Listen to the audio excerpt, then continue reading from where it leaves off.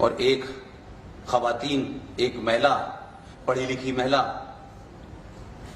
कुछ सच बात लिख देगी तो इस देश के लोग जो सुबह से शाम तक अपने सर पे और हाथ में कुरान शरीफ लेके घूमते हैं, उस महिला को आप हैदराबाद प्रेस क्लब में घेर के मारेंगे?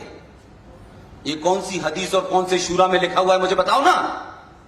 कहां अल्लाह ने फरमाया है कि हर औरत पे हाथ उठाना? ये बात अलग है कि आपने गलत पढ़ लिया है तो आप पहली फुर्सत में हाथ ही उठाते हैं। तस्लीमा नसरीन इसी आजाद भारत के अंदर इतनी बड़ी फिगर है, इतनी बड़ी साहित्यकार है, लेकिन मैंने इस देश में ये शायरी करने वाले, ये ढोलक बजाने वाले लोगों को कभी नहीं देखा कि उसके लिए अवार्ड वापस करने गए हों कि एक ऐसी महिला जिसने जो उसके मुल्क में हुआ उसकी सच्चाई लिखी, कम से कम उसके खिलाफ फतवा जारी मत को। वो आज भी आजाद भारत के अंदर अंडरग्राउंड रहती है। इस पे इस देश को शर्म आनी चाहिए। अगर चंद लोग इस देश को यरगमाल बना लेना चाहते हैं, हॉस्टेज बना लेना चाहते हैं, इसलिए कि हमेशा चंद लोग ही डराने की कोशिश करते हैं और वो इसलिए डराने में सफल हो जाते हैं कि आप उनके डर से डर जाते हैं। लेकिन इस देश में अजीबोगरीब किस्म का डर है। इस देश में पिछले 70 साल की बात करता हूं, उससे पहले की बात मैं नहीं करना चाहता, वो तो फिर बहुत पुरानी कहानी हो जाएगी। मुंबई में 400 लोग बम धमाकों में मारे जाते हैं और यह कहा जाता है कि दोबारा बाबरी मस्जिद तोड़ी तो इससे भी बड़ा हादसा होगा। लेकिन मुंबई के न कलाकारों को, न राइटरों को, न डायलॉग लिखने वालों को डर नहीं लगा था। किसी को डर नहीं लगा। 3,500 सरदारों को दिल्ली में एक प्राइम मिनिस्टर के स्टेटमेंट देने के बाद ऑर्गेनाइज तरीके से उसने मारा। आपने दौड़ा दौड़ा के मारा, उनकी गर्दनों में टायर डाल डाल के मारा, लेकिन इस देश में किसी को डर नहीं लगा। जिस बात का जिक्र सिंह साहब कर रहे थे उसकी डेट में बताना चाहता हूं। सिंह साहब ने डेट शायद नहीं बताई है। आरोप लगता है इस देश के ऊपर कि साहब ये देश जो है मुसलमानों पे यकीन नहीं करता। तुम्हारा यकीन बनाने के लिए हमने भारत के आईन में ऐसे ऐसे प्रावधान किए जो गैर कानूनी हैं। हमने ऐसे ऐसे प्रस्ताव लाए जिससे आपका इस देश पे भरोसा बढ़े। और ये जब हम बढ़ा रहे हैं, हम ये भरोसा बढ़ा जब रहे हैं जब इस मुल्क को मजहब के नाम पे बांटा गया। तब भी लोग, चाहे वो नेहरू की शक्ल में हो या पटेल की शक्ल में हो, थे तो हिंदू, तब भी उन्होंने इस देश को हिंदू राष्ट्र घोषित नहीं किया। लेकिन हमने सोचा शायद चीजें बदल जाएंगी, लोग समझ जाएंगे, सच सामने आ जाएगा, लेकिन ऐसा नहीं हुआ। इसीलिए आज उस वक्त की गलती का असर यह है कि आज भारत के टेलीविजनों के ऊपर लोग टेलीविजन पे बहुत बेशर्मी के साथ, बिना किसी घबराहट के ये कहते हैं कि भारत को हमने 7 करोड़ मुसलमान थे तो हमने अलग पाकिस्तान बना लिया था, अब तो हम 35 करोड़ हैं, हम दोबारा से बनाएंगे और इस बार आपको तय करना है कि आप कहां जाएंगे, हम नहीं जाएंगे। ये भारत के लिए चुनौती है। हम इस चुनौती को आंखें बंद करने से ये खत्म नहीं होगी। लिहाजा ये कहा गया कि भारत के अंदर राष्ट्रपति तो आप बनाते हैं, विदेश मंत्री भी आप बनाते हैं, गृह मंत्री क्यों नहीं बनाते हैं? क्या भारत के मुसलमान के ऊपर आपको यकीन नहीं है कि अगर वो गृह मंत्री हो जाएगा तो भारत की तमाम फोर्स उसके अंडर में होगी और वो कुछ गड़बड़ कर सकता है? ये वो लोग कह रहे हैं कि जब भारत के अंदर सेना थी, यूनाइटेड भारत के अंदर जो सेना थी, उसमें कितने % मुसलमान था? सिंह साहब, कितनी बड़ी तादाद में मुसलमान था जब भारत आजाद नहीं था? आप मुझे बताएं।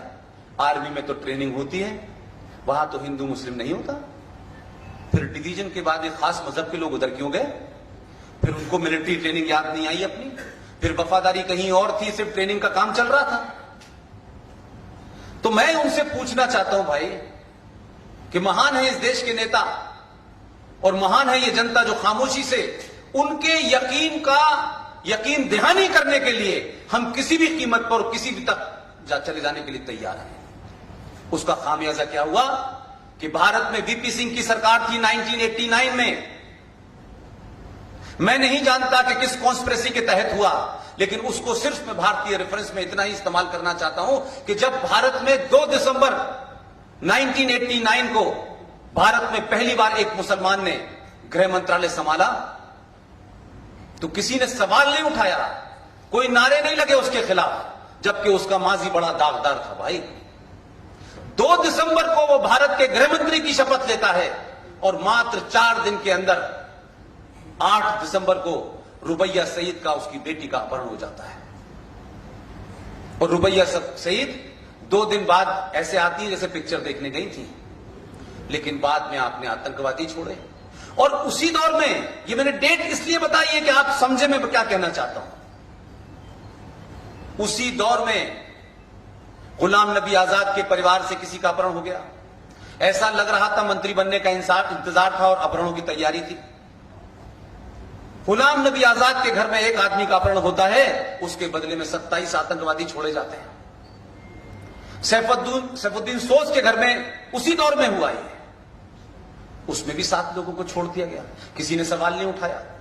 अब आपने सवाल नहीं उठाया तो आप सोचिए कि 2 दिसंबर 1989 और 19 जनवरी 1990, इसके बीच के दिन मुश्किल से 40 या 45 होंगे।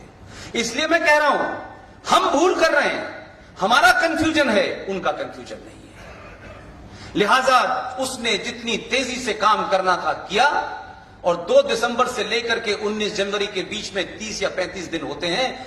19 जनवरी 1990 को पूरे दुनिया में यह घटना कहीं नहीं घटी। 19 जनवरी 1990 को उसी प्रदेश का आदमी भारत का गृह मंत्री था। उसकी देखरेख के बाद भी कैसे हुआ कि जम्मू कश्मीर से 5 लाख कश्मीरी हिंदू पंडित, 3.5 लाख कश्मीरी हिंदू पंडित मारा गया। किसने मारा? आसमान से आए हुए लोगों ने नहीं मारा, पड़ोसियों ने मारा, उनको भगा दिया गया। वो कैसे आकर के दिल्ली में बस गए, जम्मू में बस गए। लेकिन आप एक अखबार उठा के देखें, हम भी मीडिया में रहे 25 साल तक, देखें कि इस देश में कितने अखबार वालों ने लिखा कि हिंदुस्तान की पहली मॉब लिंचिंग कश्मीर में हुई थी। किसी ने नहीं लिखा। सुप्रीम कोर्ट ने भी संज्ञान नहीं लिया, किसी ने संज्ञान नहीं लिया, और किसी ने गृह मंत्री का इस्तीफा नहीं मांगा। लिहाजा उसने अपना एजेंडा पूरा किया, बिल्कुल वैसे ही एजेंडा पूरा किया जैसे अभी हाल में एक शख्स 2 बार उपराष्ट्रपति रहने के बाद उसके मुंह से जो निकला वही उसका एजेंडा था।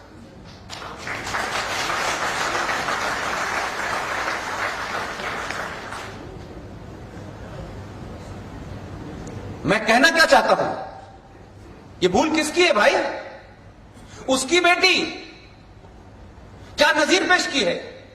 उसकी बेटी जिसके बाप ने इतना बड़ा सान्या कराया, अपने ही राज्य के लोगों को मरवाया, सुबह से शाम तक कश्मीरियत, जमहूरियत और इंसानियत की बात कहने वाले लोग, एक भी पूरे कश्मीर में एक कंप्लेंट किसी थाने में दर्ज नहीं है कि इनको दुनिया खा गई, ये आसमान निकल गया, ये लोग कहां हैं भाई? एक कंप्लेंट तो कोई करता, एक एफआईआर तो होती, चाहे एनोनिमस होती, लेकिन नहीं हुई, नहीं हुई। और ना ही सुप्रीम कोर्ट ने सुओ मोटो लिया, क्योंकि सुप्रीम कोर्ट को सुओ मोटो लेने के लिए बहुत काम है, और आपके राज्य के पीछे तो वैसे ही पड़े हुए हैं। वो एक दिन बताते हैं कि महाकाल पे पानी आधा किलो डालो 250 ग्राम की जगह। वो मुंबई में दही हांडी की लंबाई के चिंतित हैं, वो जलीकट्टू के लिए चिंतित हैं।